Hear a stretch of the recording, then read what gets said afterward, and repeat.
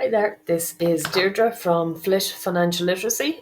I'm here to talk about student grants today. So, first of all, for parents of students who have made it into college this year for the term for 2025-26, huge congratulations. That's absolutely brilliant.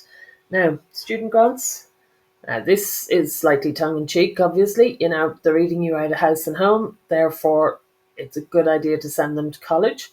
It's actually not that spontaneous. The college comes from years and years of planning and strategizing from parents and children.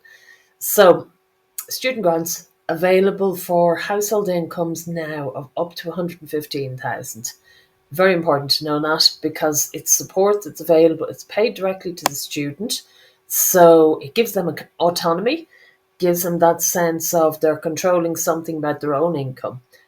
At the high level of income, it won't be a high level of student grant. I think it's like €500. But the whole point is to access and maximize the student grant that's available to you. For parents of students who will be applying next year through the CAO process and applying to go to college, just be aware that it's the income from the previous year that gets assessed. So the income from 2025 will be assessed for the students who are looking to go to college in September 2026. So you still have a chance to do something about your income so that it approaches the threshold so you maximize the possible student grant you might get.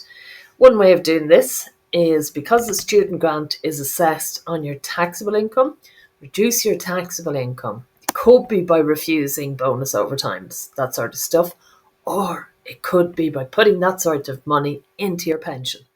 Put it into your pension. It's there for you, builds up your nest egg, but what it does, it suppresses your taxable income.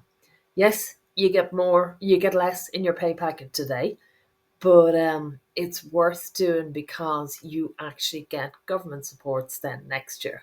I'll do a cost benefit on it and tell you more.